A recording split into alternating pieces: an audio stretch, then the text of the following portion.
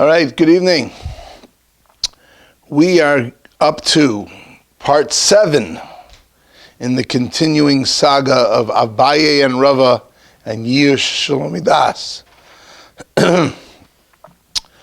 So just to recap in brief, we have still not found any definitive proof of Abaye or Rava. Neither of them have been able to mount a definitive proof from so far the sources that we've tried. We've tried a couple times from the Mishnah, that didn't work. Now we've tried a couple times already from Brises, and so far nothing has happened. Let's try again. Tashma. Come and hear a proof. Okay, here's a brisa. Now this brisa is going to be discussing an interesting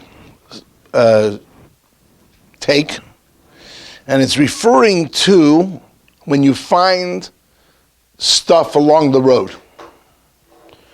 And when can you assume that it is hefker and when not?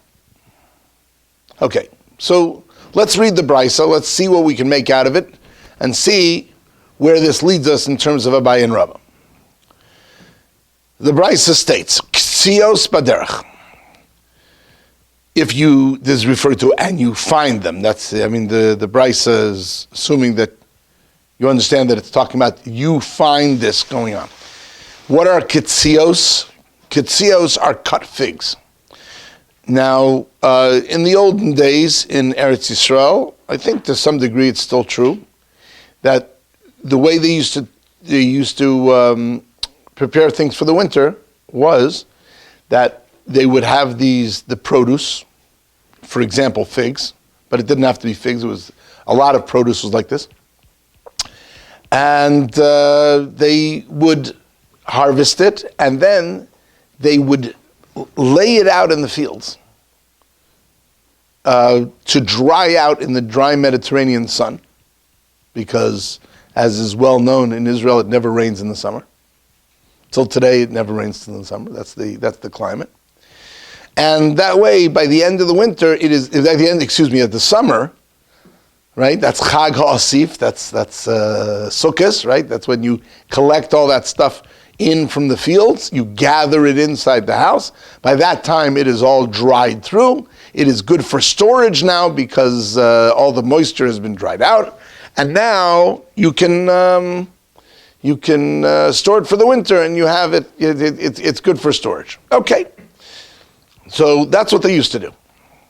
So let's say you're walking by and you find ksios, you find these cut figs, baderech. You find it on the path. You find it on the road. Okay? Va'afilu, and even b'tzad soda ksios. Even if it's on the side of a field of cut figs. Meaning, you're walking along the road, and there in the road you see some cut figs. And even when those cut figs you find on the road right next to a field, when you look into the field, this guy has a whole bunch of cut figs, right? Let's say he's a fig, he raises figs, he's got a fig orchard, and he's got thousands of figs sitting there out in the field drying out. As we'll see in a minute, you're allowed to take them. You're allowed to take not the stuff in the field, the stuff that you find on the road. The chen, and so too, te'ena. Te'ena means a fig tree. Hanotol aderech, which is leaning over the path, the road.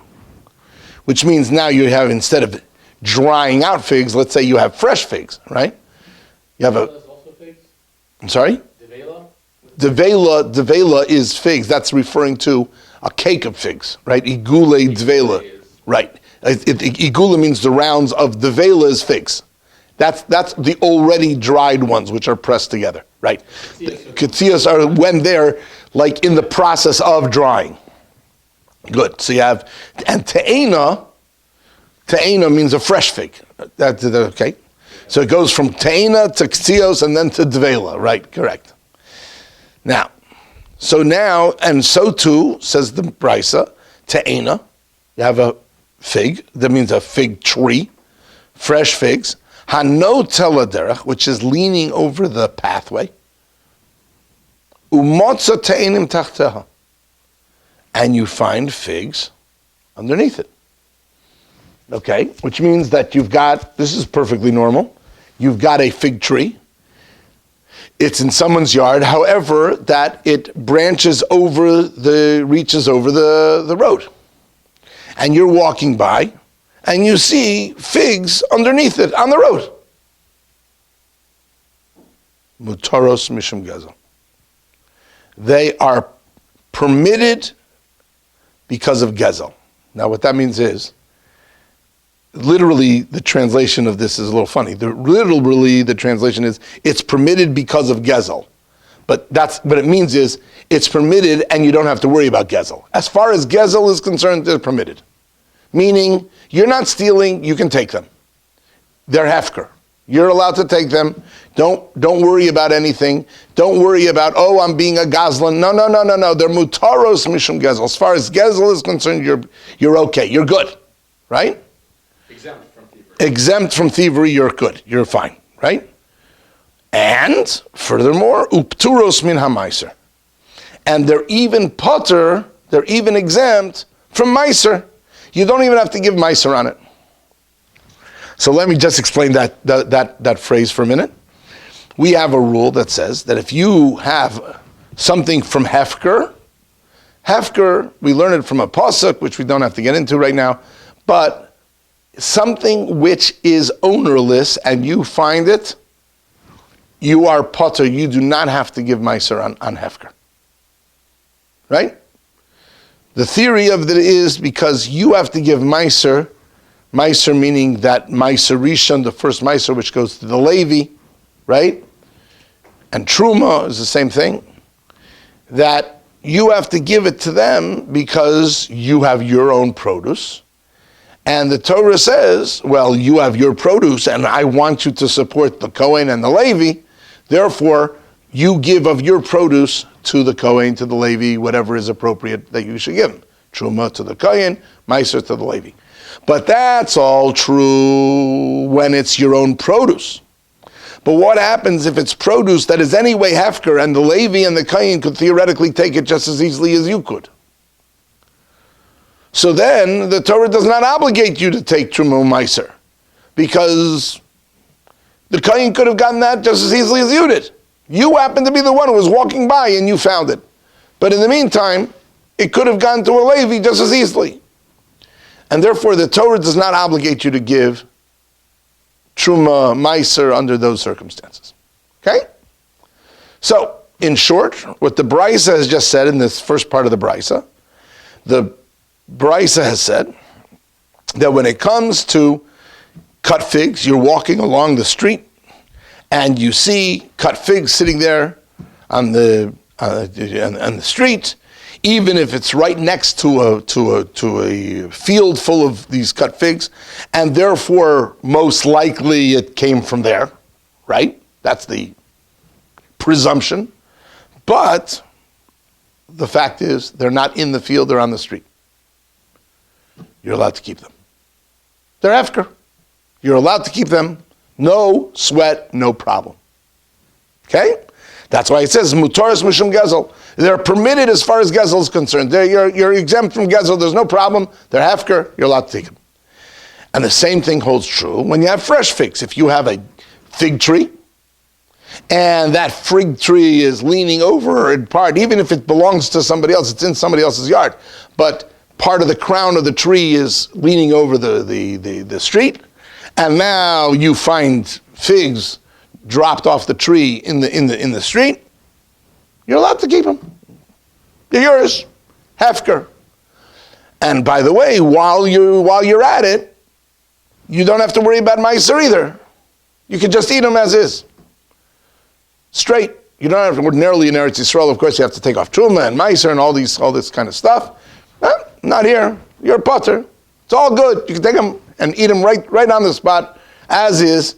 I mean, if you want to. And you're good. That's what the Brisa says. Huh? Check for bugs. Okay, well, okay, you maybe check for bugs.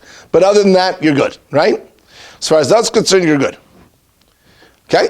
Now, the Brisa ends off, however, b'zeisim v'charuvim, but with olives and with carob.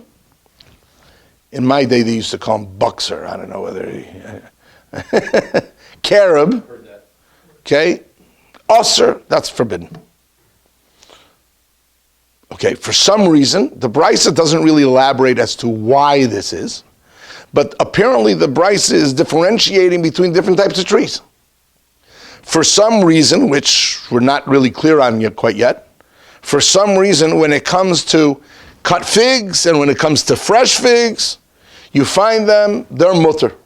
You're allowed to take them, no problem, they're hefker, everything's fine.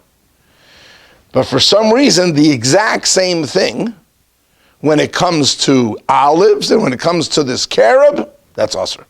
Then you're not allowed to do it. Evidently, that is not hefker. Okay? That's it. That's what the Brisa says. End of Brisa. Now, of course, the Brisa doesn't tell me the reasoning behind this, right? It's quite clear that there's a differentiation drawn between dates. I'm sorry, not dates, I mean figs, right? Figs versus olives and carob, but why? No, I don't know. The Brisa doesn't say why. I don't know why. Okay? This is going to be part of the discussion here as to why this is, and this is going to figure in to Abaye and Rava. So I'm just going to give you a heads up here, okay? Now let's just think about this for a second. Okay? Let's put the Brisa aside for a moment. Okay? Let's just think about what would I say? Okay? Well, okay, I'm walking along on the street, and there I find some fruit that evidently either came out of this field or it fell off this tree or whatever, something like that, right? All right. Am I allowed to take it or not? So let's think about that for a second.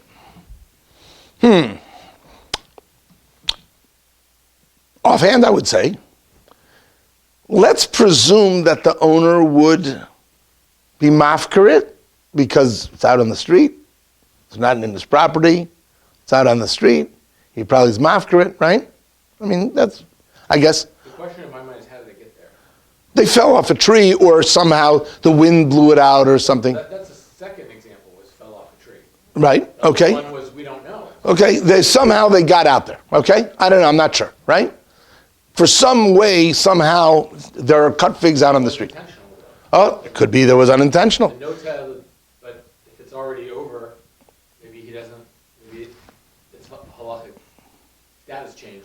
Okay. So let's just think about this for a second. Okay. Now, even if I were to posit that the owner is going to be mafkarit if it's out of his jurisdiction, in other words, out in the street, out in the public area, as opposed to in his private property. But just a second, did the owner really know that it's there? Especially in the case of cut figs. Like we said, like how did it get there? I don't know how it got there. It's somehow there, right? Now somebody cut this, obviously intentionally for himself, and somehow it got out in the road. Okay, somehow unclear as to how it got there. Is someone a third party? It's unclear. I don't know. Not necessarily the owner. No, yeah, it probably wasn't the owner who tossed it out there. I mean, it maybe got there because wind blew it. We don't know. Or an animal. Maybe, who knows? Unknown. That's two different things. One is the owner, Mastama, if it's so close, is shayach to the owner, and there was some onus and it went out. Or maybe someone else stole it. Good. So you're right. So I'm just Joe. I'm walking by and I see this stuff on the floor out in the street. So okay, what is Joe going to think? Well, and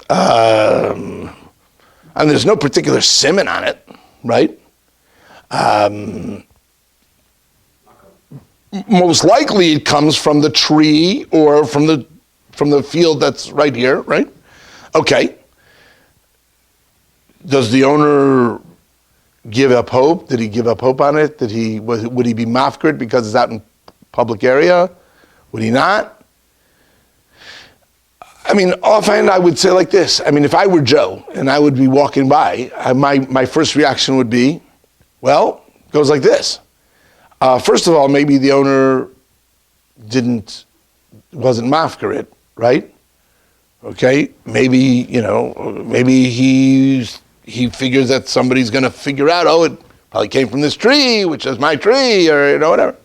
But even if the owner would say, well, it's out in public property, forget it. It's not in my yard, it's not in my field, so forget it. But then you have to contend with another question. Did he know that it's out there? Maybe he got out there and the owner is completely clueless that it's happening. How does he know, right? Especially with the case of the ksios of the cut figs.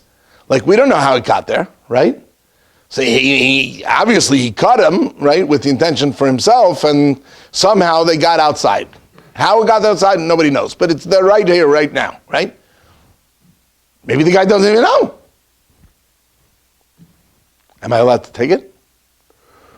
So what I'm leaning towards is that it would make sense to say, logic would l'chora dictate that,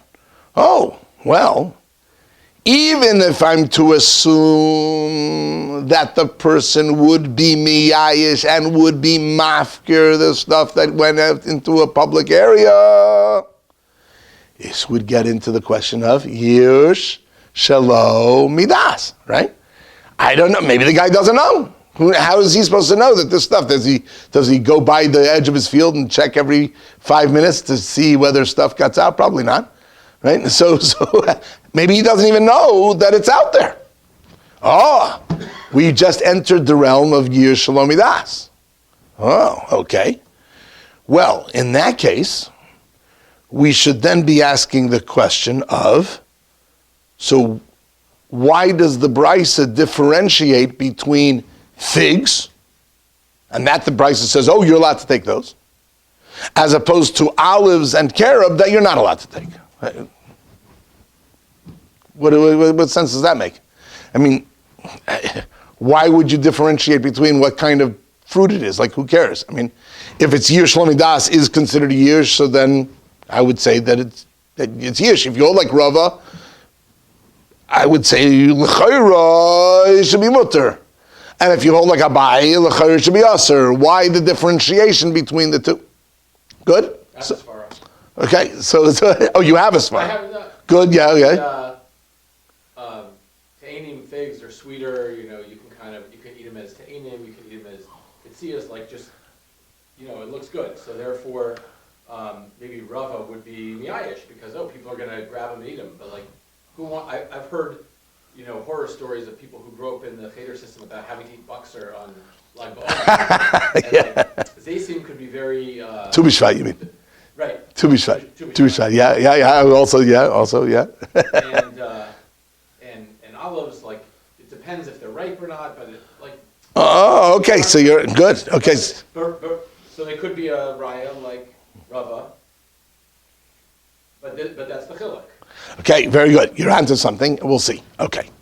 So the Gemara is going to try to analyze what is going on in this brisa. Why should it be that you are allowed to take the figs, either the fresh figs or the cut figs, but you're not allowed to take the olives and the carob? Now, why is that? So, the Gemara goes through, in typical Talmudic form, the Gemara goes through, let's think this through, and let's see what goes on. Bishlama, it is good. Meaning, I can understand Reisha, the first part, that's referring to the ksios, right, the cut figs, and the fresh figs. Abaye, to Abaye, lo kasha. There's no question. Now, let's pause for a moment. The Gemara is a step ahead of us. And the Gemara already has formulated the question without even speaking it out.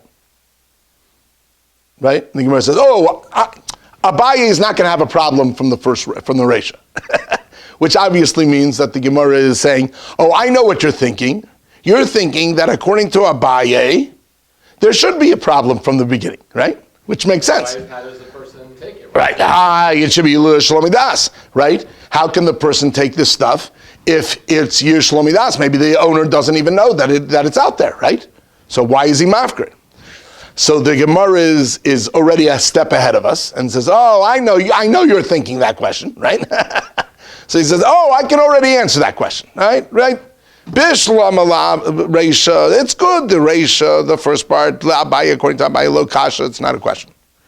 Because, Agav de Chashivi, we had this concept before, Agav, since the Chashivi, since they're Chashuv, that means the Ksios, since they are more valuable, Memashmesh behu. So he feels them, meaning, it doesn't mean literally feels them. This is a borrowed term. What it means is, just like we said, that something which was valuable, a person feels in his pockets, right? Remember, you had that concept by money, we had that concept by the Lishonos Shel Argaman, right? Things that were of value, a person feels, makes sure that he has them. So the Gemara is suggesting, which is a somewhat interesting svara, an interesting application of the same concept. He's saying, maybe I can understand that according to Abaye, the Reisha, when it comes to the cut figs, you know why you can keep them. Yeush lo Mida'as. The answer is, Agav de Chashivi, since that they're valuable, Memash v'shvu, which means he feels for them, meaning he checks on them regularly, and it would be the same halacha as money, and we can presume that by the time that the passerby sees these ksias on the field, the owner is already aware of the fact that they got out somehow out of his field, and it's not Yeush lo Mida'as, but it's already Yeush Mida'as, because he knows. Okay? So the Gemara is suggesting, maybe according to Abaye, the reason is because, he keeps an eye on it. He keeps an eye on his kitzios, because they're valuable. All right? And what about the teina? What about the fresh figs? Those are not so valuable. Teina nami. And the fresh figs, the fig tree also, made the yadiyah. He surely knows the natra. He surely knows that it falls off.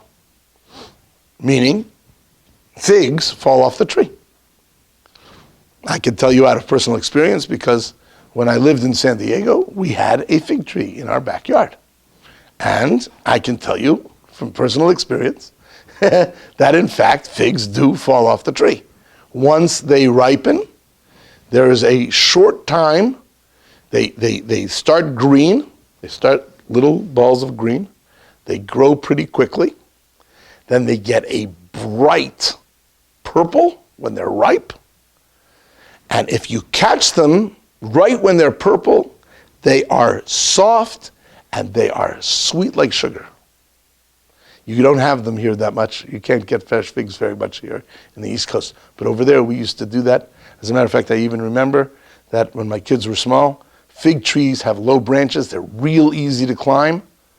My kids loved to do that. On Erev Shabbos, my wife would send them up into the tree, and they would find the ones that were purple. We'd take them off. My wife would check them for bugs, and we would have them for Shabbos for dessert, right? Sweet like sugar. I think I just saw that we're learning the Mishnah Yomi of Demai. I think it was saying that's the only or one of the only trees where they all ripen at different Right, that's exactly right. Every other tree is also. Yeah, usually that's correct. That is very correct. Now, so maybe they also over there, he knows that it's going to drop. He knows that the figs, that's the nature of figs, that they don't stay on the tree. As soon as they get ripe, right? When they get ripe, they're going to be on the tree for just a couple days, and then as soon, boom, they're going to fall off the tree. They break off the tree and they fall to the ground. So one could argue that according to Abaye, I got it, right? When it comes to the ktzios, you are allowed to take it because they're chashuv, and therefore he's going to keep an eye on it, and he's aware. And by the time the passerby sees it, he will already be aware that it's gone. And as far as the figs, the fresh figs from the tree, so then you would say, okay, well, he knows that it's going to drop, and he's already mafkir that already from the get-go because he knows it's going to drop, right? Unless he goes out of his way to harvest the stuff that's leaning over into public property, which he probably won't, right? So he knows that that's going to drop, so he was mafkir it. Okay. And of course, according to Abaye, the end part of the brisa, which is when it comes to olives and carob, osir, the reason for that is, presumably, Yeush Mida'as, right? Meaning, according to Abaye, the end of the brisa when it came to olives and carob, why that's osir, that was fine. That I don't have any problem with. I can understand why that's osir, because maybe the guy Yeush Mida'as, maybe the guy is unaware that it dropped, right? But when it comes to the ktzios, right? Lo havi Yeush according to Abaye, very good. The question was only in the reisha, why the opposite. In the reisha, the question is why was it mutter according to Abaye? So the Gemara says, okay, in Abaye I can work it out. I got it. I have a workable pshat according to Abaye, because maybe the ktzios were chashuv, and therefore he keeps an eye on them, and therefore he's aware of it. It's Yeush Mida'as, like money. And as far as the fresh figs are concerned from the tree, that he knows it's going to drop, and therefore that's Yeush Mida'as also. Okay, but that doesn't apply when it comes to olives and when it comes to carob. So very good. So Abaye, I got an approach. Okay, good. So I've worked out a system according to Abaye of why the brisa says what it says. I'm good. Okay, now let's think. But what about Rava? Now Rava doesn't have a problem from the reisha, right? Because he holds Yeush Shelo Mida'as is good Yeush, right? So that doesn't pose a problem to me, but the question is going to be the seifa. Why by the olives and the carob is it going to be osir? Assuming that the person would be miyayish, why would it be osir? Even if he doesn't know, but according to Rava, it doesn't matter. Being as he's going to be miyayish as soon as he finds out, the fact that he didn't find out yet should be of no issue. And therefore, it should be hefker anyway. So that's the next line of the Gemara. Ella, but seifa. The end of the brayisa, referring to the zaysim v'charuvim, referring to the olives and the carob, l'Rava kasha. According to Rava, you got a problem. Dikatani, that it states in the brayisa, b'zaysim v'charuvim asr. When it comes to olives and when it comes to carob, it's asr. Now, why should that be? Okay.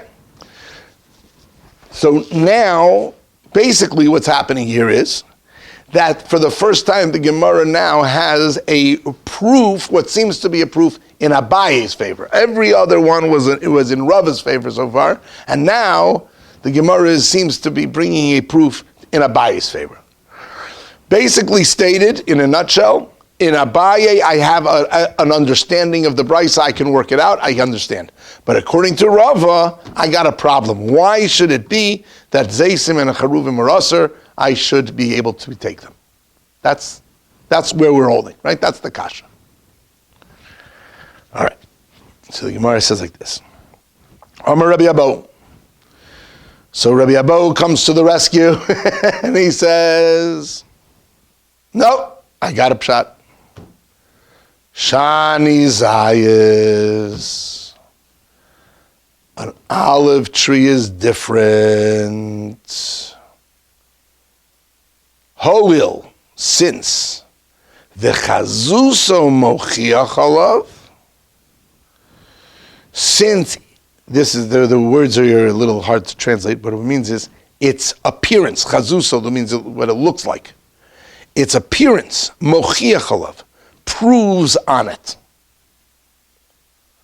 Meaning, you can look at it, and the appearance of the olive will tell you what tree it comes from.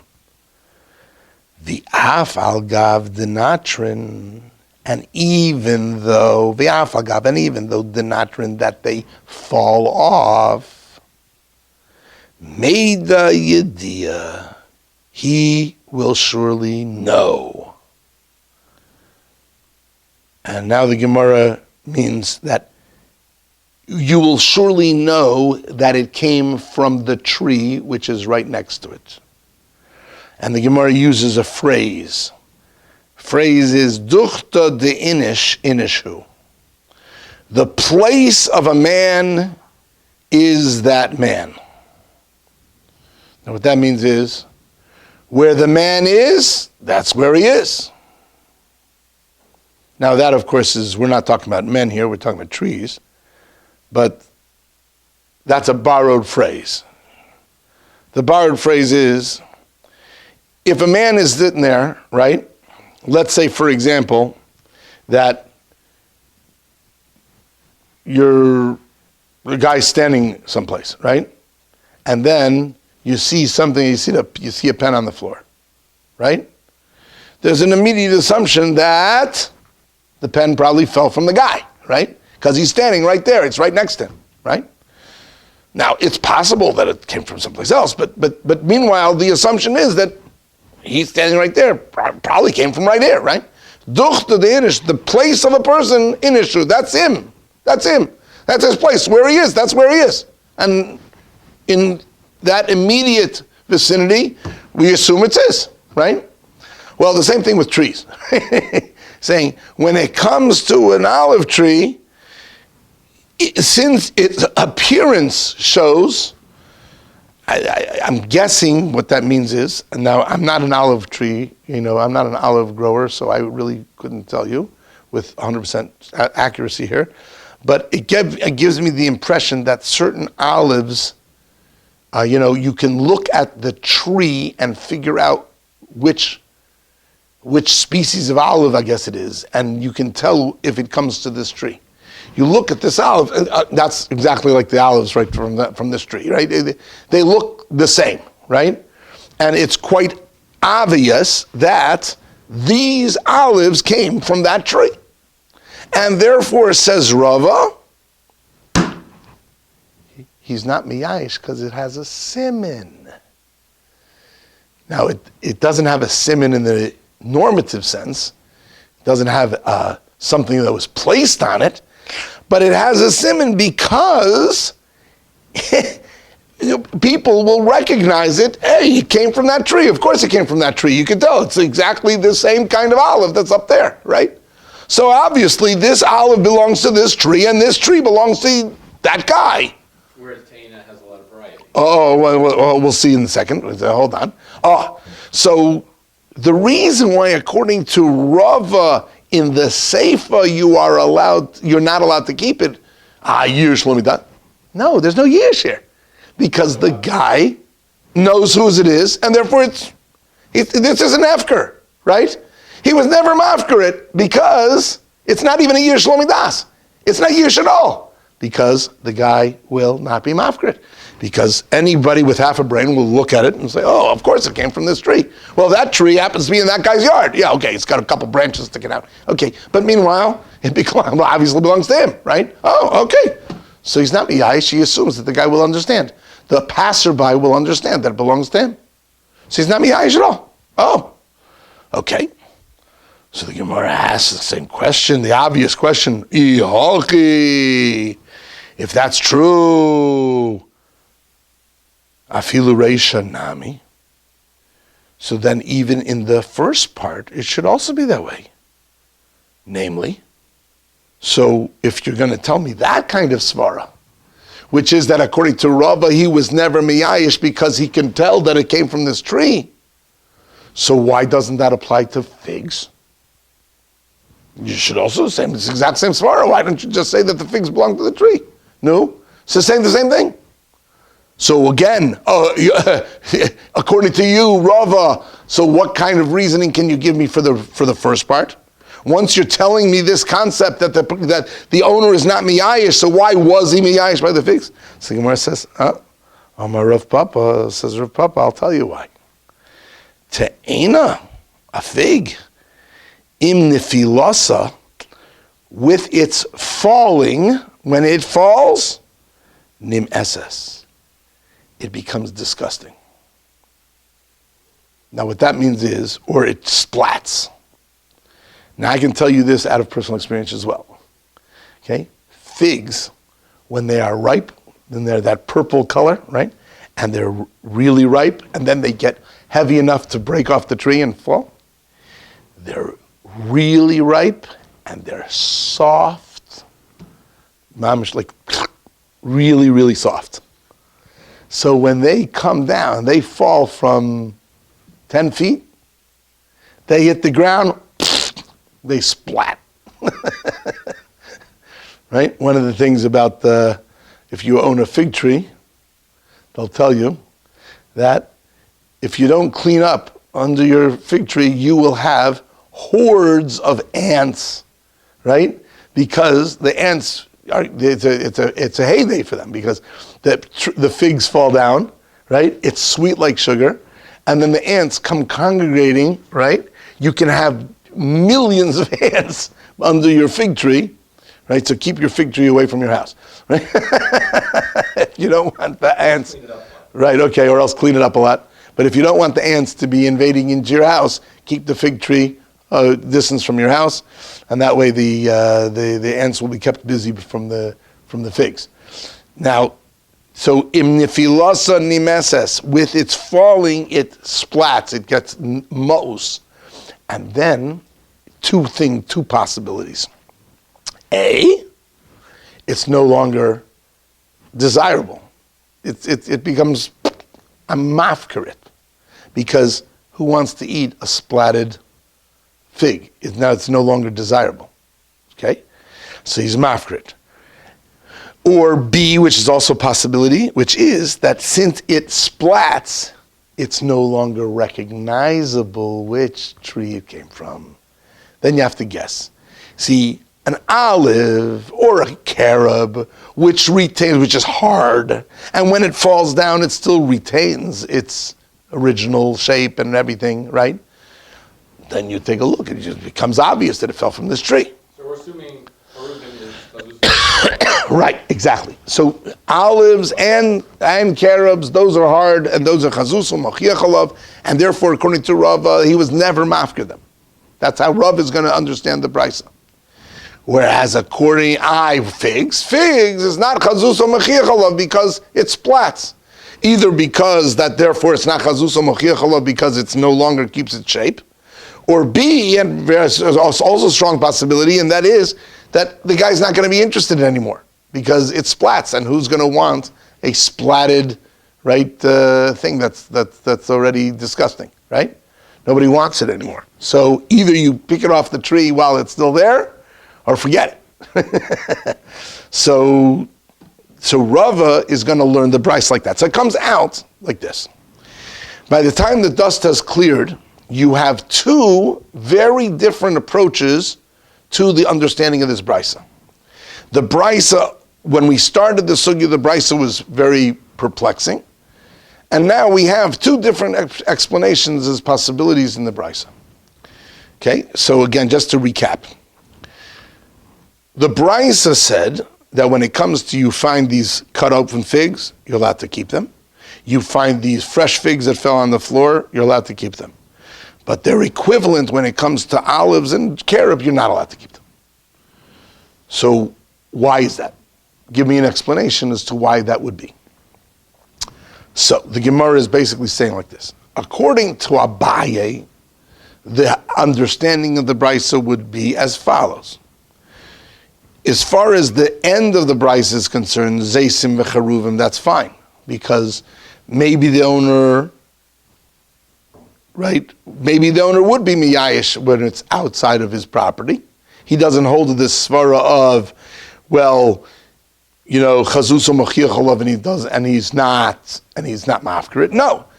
Abaye would say, no, he's mafkarit. It's out of in public property, he's mafkarit. He doesn't. Is Yeush lo Mida'as? Exactly. So by Zeisim and Charuvim, it's Yeush lo Mida'as, and therefore that's also, you're still not allowed to get it. Yes, it's true that he would be mafkarit, except that maybe he doesn't even know. And therefore the finder may not keep it. And what about by figs? Well, by figs, it's Yeush Mida'as. Why? Because either by the ktzios, they're chashuv enough, they're valuable enough that he keeps an eye on it, and therefore we can assume that he already knows. And when it comes to the fresh figs off the tree, he already knows from the beginning that if he's not careful, they're going to fall off the tree. That's natural for a fig tree to do, right? And therefore, that's going to be Yeush Mida'as. That's the way Abaye is going to learn it. So according to Abaye, the assumption is that when something falls into public area, the guy is mafkarit. Good.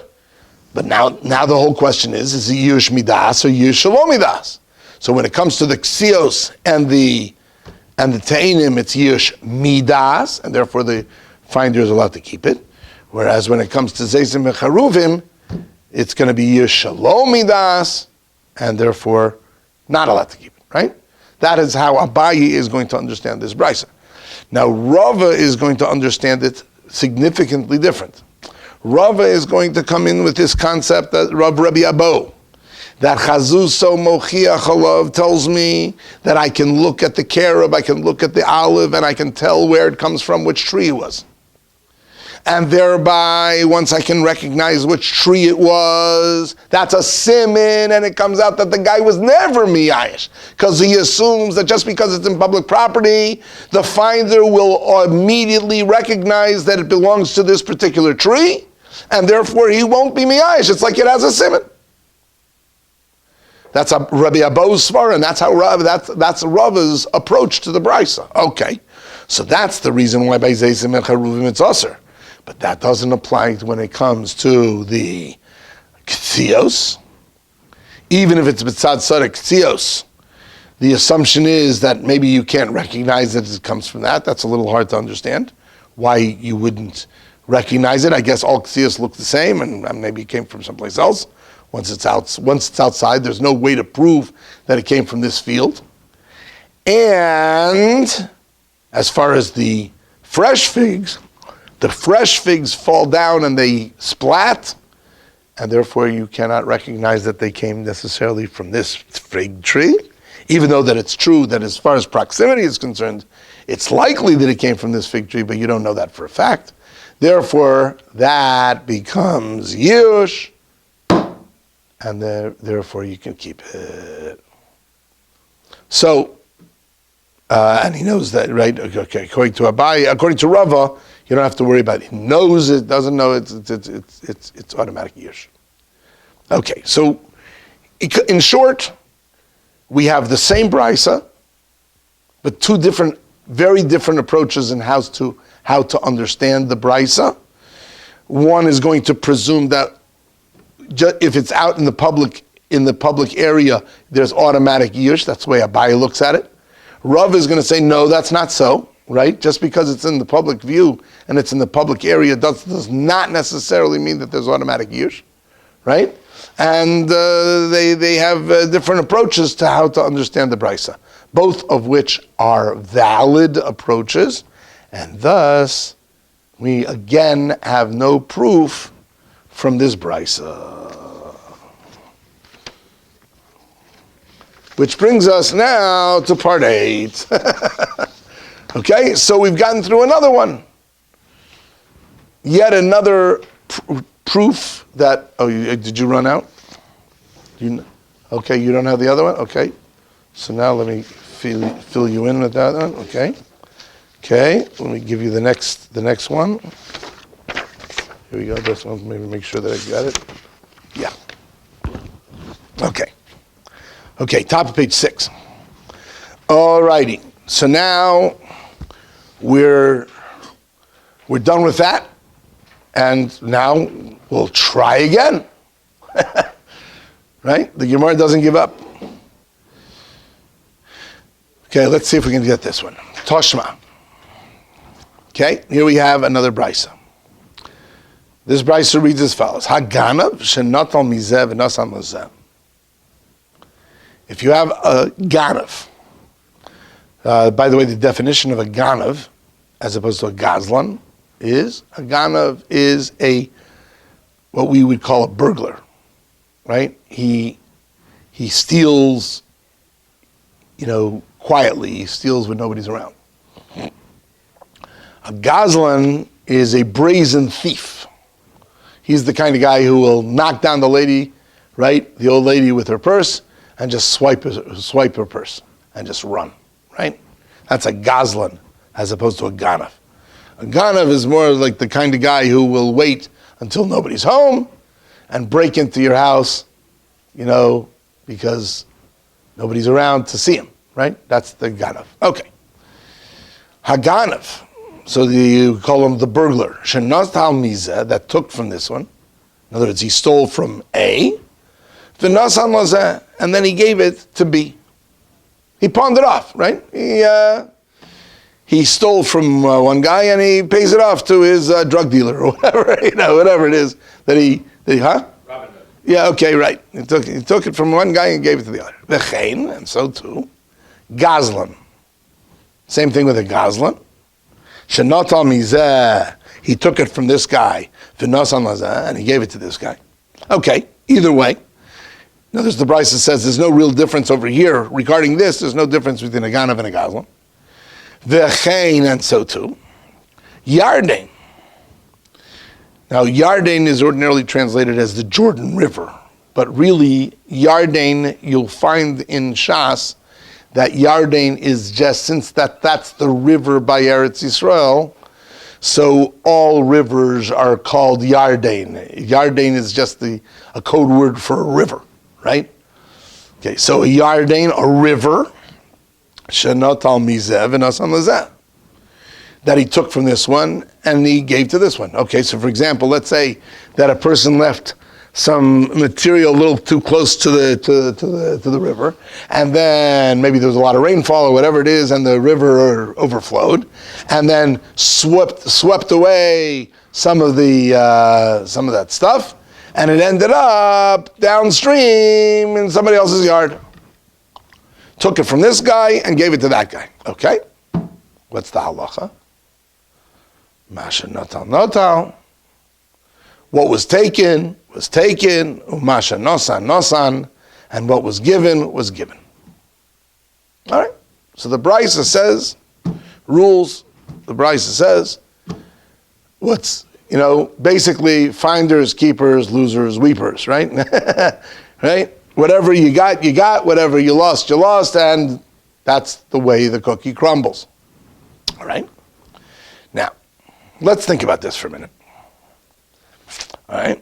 Now, do we know that this happened? Do we not know that this happened? L'chora, this too should play into the shaila of Yeush Shelo Mida'as. Do we know that this was stolen? Do we know that this stuff was taken? If we know, that's one thing. But if we don't know, then, well, okay, if there's no siman, okay. But if you don't know, that should get into Abaye and Rava, right? All right. So the Gemara says exactly that. The Gemara says, all right. Bishlama, it's good. I can understand Gazlan v'Yarden. When it comes to the Gazlan, the brazen thief, v'Yarden, That's Ganav is the burglar. Okay, Ganav, Gazlan, and then Okay, Yarden. okay, good. So the Gazlan and the Yarden, those two cases, we'll call it cases 2 and 3, right? Right, by the Gazlan and the Yarden. Okay, I can understand why that would work. The kachaziluhu, because he sees it, umiyayish, and he is miyayish. Meaning, the Gazlan is a brazen thief. He knows that the guy just swiped it. I mean, the Gazlan is that kind of guy. He'll just knock the guy over, swipe his wallet, and walk off, right? Or run off, or whatever, right? So he knows that he just got ripped off. And the Yarden, he can see that the river is overflowing, and there goes the stuff, right? Okay, so he can see it. Okay, so at least in those cases, I can understand why it is that the stuff is now taken, and whoever it is that he gets it, okay, he can keep it, right? Why can he keep it? Oh, because it was Yeush. And that's not Yeush Shelo Mida'as, that's Yeush Mida'as. Good. So I got it. Okay, those two cases are fine. They do not enter into the realm of the machlokus between Abaye and Rava. Because those are Yeush Mida'as, and therefore we're fine. Okay. Hello, but Ganav. But what about the Ganav case? The Ganav case, that's going to be a sticking point. Mika Chazile. Did he see him? Demiyayish. They would give up hope. I mean, that's the whole point of a Ganav. The Ganav is the guy who's the burglar who waits until the coast is clear, and he knows that nobody's in the house, and he knows whatever it is, and under the cover of night or whatever it is, he goes in and breaks into the guy's house, and nobody sees him. That's the whole point of a Ganav, right? So that should be Yeush Shelo Mida'as. Oh, well, so it would appear that we have a raya from here, like Rava, exactly. Because the Brisa did say explicitly that when a Ganav, there's no difference in a Ganav and a Gazlan, or a Yarden, whatever, right? Whatever was taken, and the guy can keep it, right? Now, it doesn't. What it means is that the Ganav, right? Not the Ganav can keep it. He stole it, right? Now, it doesn't mean the Ganav can keep it. But if the Ganav gave it or sold it to somebody else, that other person may keep it, right? Now, why should that be? It should be Yeush Shelo Mida'as. What's the heter there? So, like you said, it should be a raya to Rava. So Tirgum Rav Papa. So comes Rav Papa and he Tirgum Rav Papa. He interprets it. Now we're using the word of Tirguma because he has to, what they call in the Gemara's terminology, he makes an okimta. An okimta means the brisa has to be only in a particular case. Okay, so that's why he says Tirguma. He translates it or he interprets it in its particular case. He didn't have a Masorah. Right. He's faced with this dilemma. He's got this kasha, right? He's trying to understand how Abaye could understand this brisa, right? Just for the record, it happens to be that Rav Papa was a big Talmud of Abaye. He was a Talmud of Rava too, but he was a big Talmud of Abaye, and therefore he, my Rebbe, I can't go with just letting my Rebbe, the kasha on my Rebbe, right? Okay, so he wanted to answer for his Rebbe, right? So he said, okay, Rav Papa says, I can interpret this, belistim mizuyan, armed robbers. When it says ganav, it doesn't mean a burglar in the sense like we're used to using that, he waited until he knows no one's in the house and he broke in, like that, the police will tell you, oh, you know what these guys do? They stalk the house for a few days and they realize when the people are gone and stuff like that, and then they know exactly what the people's timing is, and then they break into the house when they know that nobody's around. No, that's your classic ganav. Says Rav Papa, no, that's not what we're talking about. We're not talking about the classic burglar. We're talking about lista mizuyan. Armed robbers. They break into the guy's house. He's fully aware of it. They hold him up at gunpoint, right? He's fully aware of it. That's what it means, ganav. Ganav, we're talking about that kind. Oh. So Rav Papa is basically answering, this is not Shelo Mida'as. This is Yeush Mida'as. The guy comes in with he's got his rifle there. He's got his pistol, right? He holds him up at gunpoint. Oh, so then that's Yeush Mida'as. You're right. If it would have been a classic burglar of Papa is answering, then you'd be right. Then it would not be the same halacha according to Abaye, right? Because you would not say in a classic burglar case, no, right? Because in a classic burglar case, it would be a case of Shelo Mida'as. But says Rav Papa, okay, so in order to understand this brisa, according to Abaye, it has to be talking about armed robbers. So Gemara says, whoa, just a second over here. Hey, I don't like that. Because if so, Hainu Gazlan. No, that's the same thing as a Gazlan, right? What was the whole point of the Gazlan? The Gazlan was this brazen thief who did it in front of everybody and just ran off, right? So it's not the same thing as a Gazlan. What do you need two different cases for? Reasonable question. The mere fact that the Brisa chose a case of a Ganav and a case of a Gazlan indicates that they're not the same. According to you, they're basically the same. So the Gemara says, Trey Gavne Gazlan. There are two different types of Gazlanim. One's armed and one's unarmed. Right, that's right. And one we call a Ganav and one we'll call a Gazlan. Only because one is armed and one's not. So the additional finish of the unarmed one was, he didn't scare me so much, maybe I'm not totally Mida'as. Okay, I'm not sure what the answer, but Rav Papa is willing to, shall we say, madchik, in other words, he's willing to make a dochik in the brisa in order to answer Abaye, right? To defend his Rebbe, right? And he says, you're right, even though that a Ganav, the way I'm learning Ganav is basically a Gazlan. Okay, the Brisa speaks out two different types of Gazlanim. One's armed, one's not armed. Okay, you want to try to tell me why the Brisa has to speak out both of them? I'm not sure, right? That the Gemara doesn't speak that out. Maybe your Svara. Okay, I'm not sure exactly. But Rav Papa is willing to say that the Brisa might be referring to armed robbers. Thus, it's Yeush Mida'as, and that's why, according to Abaye, that it would be permitted for whoever it is to keep it. So why is Rav Papa, given his negias, supposed to got around here? Why can't we look at the words and look at the different words? So basically what's happening here is that we've got a brisa that seems to indicate like Rava, but it's not conclusive. Because since Rav... Huh?